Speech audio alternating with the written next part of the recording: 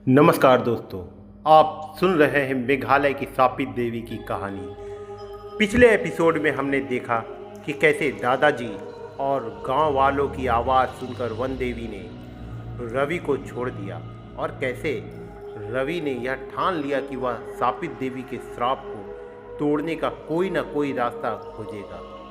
अब आगे रवि की यह यात्रा उसे कहाँ ले जाती है, आइए जानते हैं।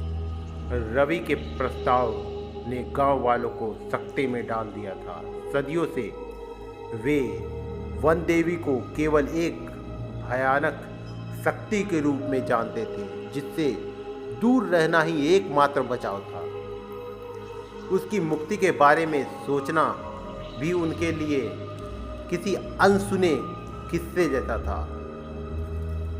गांव के मुखिया ने कहा, बेटा रवि, वन देवी का श्राप तोड़ने की बात करना आसान है, लेकिन उसे पूरा करना असंभव।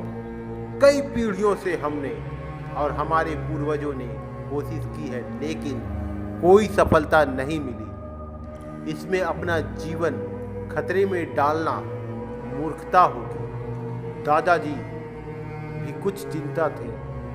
उन्होंने रवि के कंधे पर हाथ रखा। रवि, मैं जानता हूं कि तुम नेक दिल हो, लेकिन तुम रहस्य ऐसे होते हैं कि जिन्हें छेड़ना ठीक नहीं होता। वन देवी की कहानी जितनी पुरानी है उतनी ही जटिल भी है, लेकिन रवि दृढ़ था। दादाजी, मुखिया जी, अगर वह सच में एक देवी थी तो जरूर उसके श्राप का कोई ना कोई तोड़ होगा। हमें बस उसे ढूंढना है। मैं यह जानने के लिए बेचैन हूं कि आखिर उसे श्राप मिला क्यों, और अगर उस श्राप के पीछे का सच पता चल जाए तो शायद मुक्ति का मार्ग भी मिल जाएगा। गांव के कुछ युवा रवि के उत्साह से प्रभावित हुए। उनमें से एक, जिसका नाम सोहन था, बोला, रवि भैया सही कह रहे हैं। हम कब तक इस डर के साए में जिएंगे? अगर वन देवी मुक्त हो जाए तो हमारे गांव को हमेशा के लिए शांति मिल जाएगी। रवि ने गांव वालों को समझाया कि वे अपने जान जोखिम में नहीं डालेंगे, बल्कि सबसे पहले जानकारी इकट्ठा करेंगे। उसने प्रस्ताव रखा कि वे गांव के सबसे पुराने और ज्ञानी व्यक्तियों से बात करेंगे और उन प्राचीन ग्रंथों और कहानियों को खंगालेंगे जो शायद वन देवी के श्राप के बारे में कुछ बता सके। कई दिनों तक रवि और सोहन गांव के बुजुर्गों से मिले। उन्होंने पत्थर पर खुदी हुई पुरानी लिपियों को समझने की कोशिश की और उन लोक कथाओं को सुना जो पीढ़ियों से चली आ रही थी। धीरे धीरे टुकड़ों में एक तस्वीर बन रही थी। पता चला कि वन देवी का असली नाम सौंदर्या था। वह एक प्राकृतिक देवी थी जो जंगल और उसके जीवों की रक्षा करती थी। उसकी सुंदरता और शक्तियों की कोई सीमा नहीं थी, लेकिन एक बार गांव पर एक भयानक सूखा पड़ा।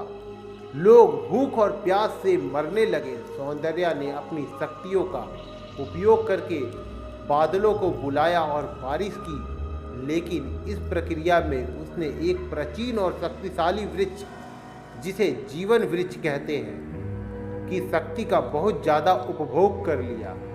यह वृक्ष देवताओं का प्रिय था और उसकी शक्तियों का इस तरह दुरुपयोग बिल्कुल वर्जित था। देवताओं को सौंदर्या का यह कार्य क्रोधित कर गया। उन्होंने उसे दंडित करने का फैसला किया।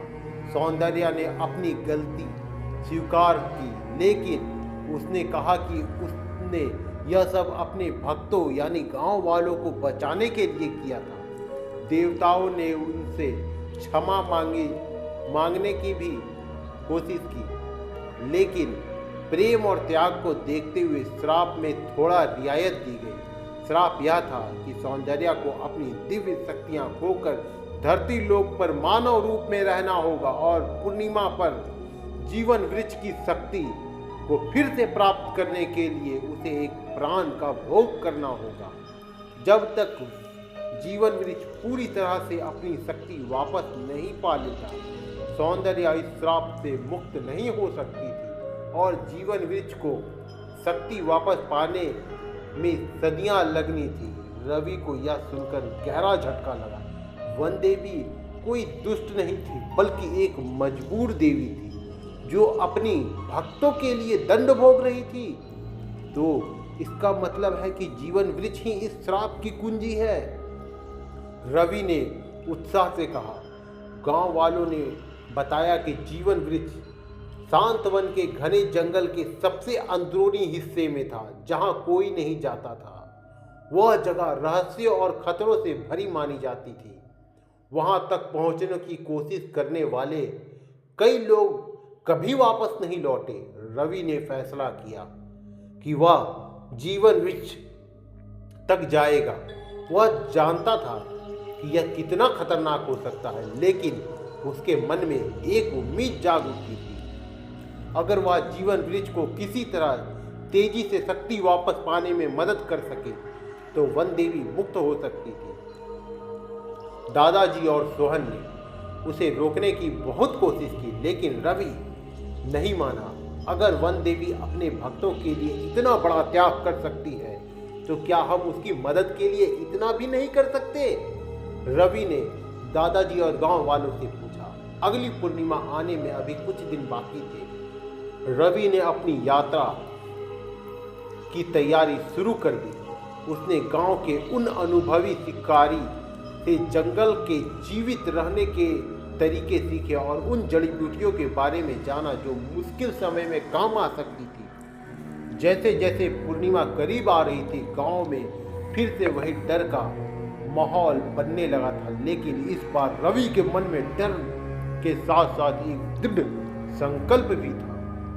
वह वन देवी की मुक्ति के लिए अपनी जान जोखिम में डालने को तैयार था।